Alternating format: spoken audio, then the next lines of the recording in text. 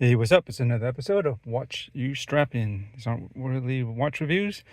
Sort of. They're mostly wristwatch check, but I would say these could be considered either an extension to an existing review if I have one. And I do believe I have put a review on this when I first got this a few years ago. And this was kind of a rebuy, somewhat more recently.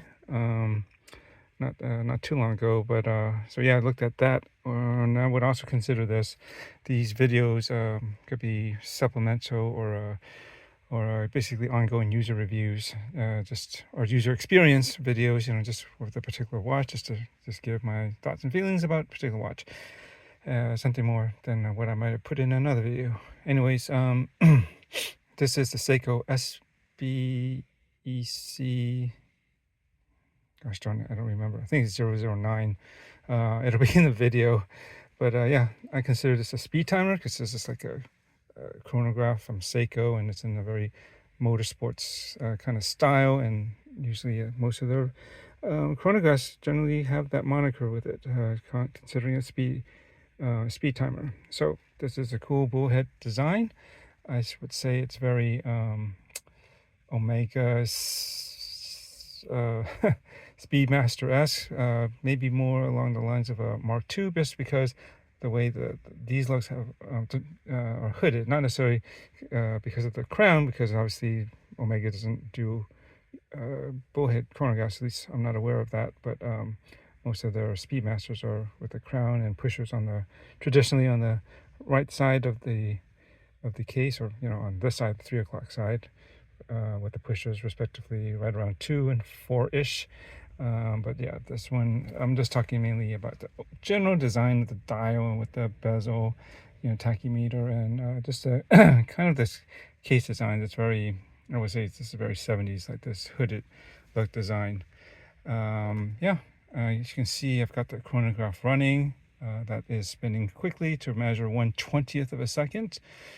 Pretty cool. And what's also neat, as you can see, the hands are starting to split here on the right subdial by the 3, and that's because that's the chronograph counter, and it counts the minutes as well as hours, so up to 12 hours. And so that's pretty cool. It doesn't have a very useless 24-hour subdial, which I really I will never go back to. I've said it. There's been some times I've wanted to go back on my word, because there were some cool designs from Seiko that have had these, still have the 24-hour subdial, but I can't go back on that. This is on principle. I just can't do it. This is such a useless complication, and they just need to fix that. They do have some, like here, this is just a straight up quartz and solar quartz, well, at least mecha quartz. There is another version that doesn't have the 24-hour subdial, and usually if you want like the 963 layout like this, it has to be in a bullhead configuration. Otherwise, the crown, if the crown, as you imagine, was on the traditional 3 o'clock side, then you'd have a layout that's more like a 1296, kind of like a Valjoux 7750 more typically has. This is on a relatively new strap. I've been just kind of carefully thinking what other straps would like to pair this with, and I was looking for something else. And then I was at StrapsCo, and they had some options that were of interest to me. And if you buy 2 or more than 2, the third one's free. Actually, I ended up buying 4, but they're cheap enough that that's fine. But as I was looking, I saw what else could I buy. I came across I was looking for some good rally straps, because I have a number of very sporty motorsports and styled watches, and I saw this perforated rally strap, whatever you want to call this. That's what I would normally call it, perforated rally strap. And it comes in this, it's not white, they call it ivory, so it's like an off-white. And I said, you know what, that actually might look kind of good. Should have holes running through it. Although it's so dark right here in the shadows, you can't see my skin through it, but it is. Some rally straps are made with, they are filled, there's like a solid lining on the back side, so you can't actually see through it. kind of defeats the purpose, but sometimes they might color those so that you can see more colors through the holes instead. But I think I'd rather have the holes just to allow it to be more breathable, and that way it should be more comfortable, right? But anyways, it is black lined on the inside, but you know, for the price, I think these were like, not that much. It's 20 something ish dollars, if I recall correctly, or maybe around 30, somewhere around there. It's not that expensive, but what the heck, give it a try. And I was thinking for this watch, it just hit me. I think because there's only a certain number of 20mm watches I still have, and this is one of them. And I was thinking this would look actually pretty good. You know, I just think, well, it's mostly looking black, but actually that gray dial, I think, works quite nicely with when you pair this off-white or ivory strap to it. Something about like a gray, not a completely black dial. It is fume or gradient. You know, it kind of gets darker towards the edge. We can definitely see it's a gray dial, and so you can actually consider this like a panda dial. Yeah, I think this paired with this kind of off-white, you know, ivory colors they call it, will look pretty good. And so I got it, and this is first time I'm trying it, and I think it does look pretty good. Something, it's not just a straight up white, although that would work good too, but I like that it's kind of more subdued. It's not a bright white, and I think something about that, an off-white, an ivory color, in combination with, I guess, gray with the dial and stuff, something about that looks nice to me. What do you think? I think you can go too wrong with this. Get a couple angles again. And by the way, this 120th will run at least, I'm trying to remember, it's either 10 minutes or 30 minutes. And then I'll stop to save power.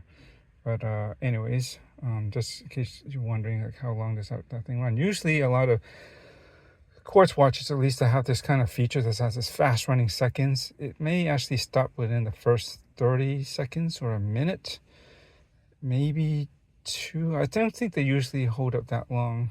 They'll just stop to conserve energy, and then when you stop it, it'll move into where it's, you know, still keeping track of it behind the scenes, behind the dial, and, you know, within the movement, and it'll mark it appropriately if you stop the chronograph. But then when you start it again, it'll probably do its thing and keep running rapidly fast like this until you stop it again, or you wait until you know, it times itself out to conserve power.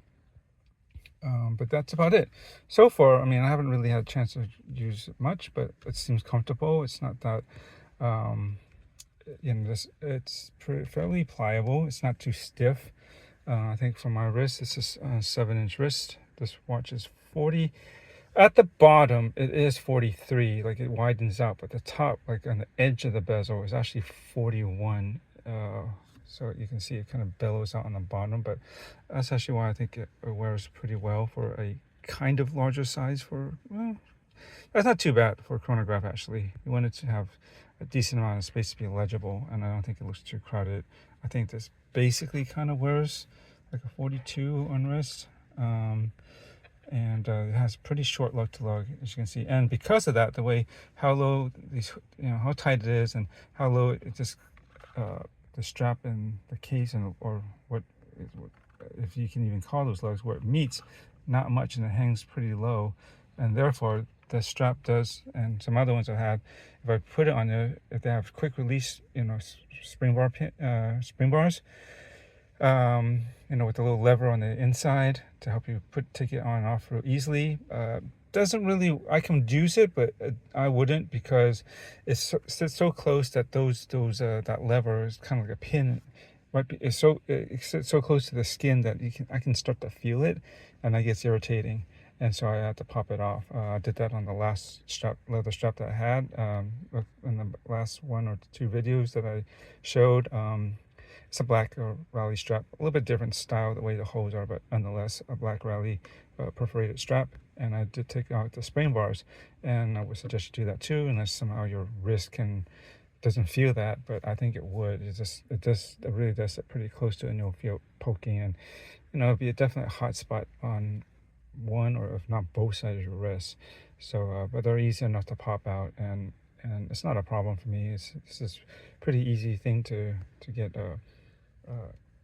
use a traditional spring bars and spring bar tool to install and remove it. Not a problem. And I have some good spring bars that have like a nice flange or rim or whatever to the tips of the spring bars, so that they have some bit of a special area that you can really get a decent grip on, and with the spring bar tool, and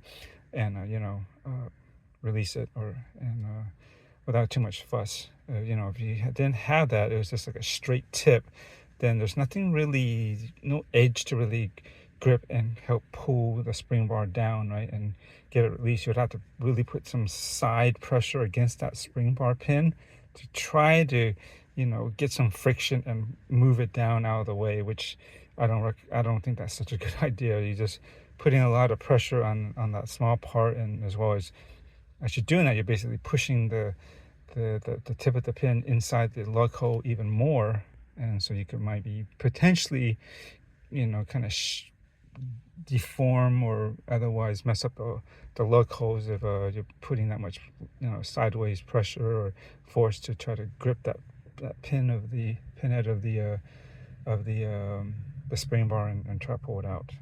Anyways, that's about it. Just wanted to share this new strap combination and this purchase. So far I recommend them. I got a couple other straps for some other watches, which I'll show off at a later time, but this is one of the first that just wanted to demonstrate here, I guess. You can see it stops. So yeah, I guess it stops within the first 10 minutes, looks like, right? Because it's already 12 minutes in, according to the chronograph.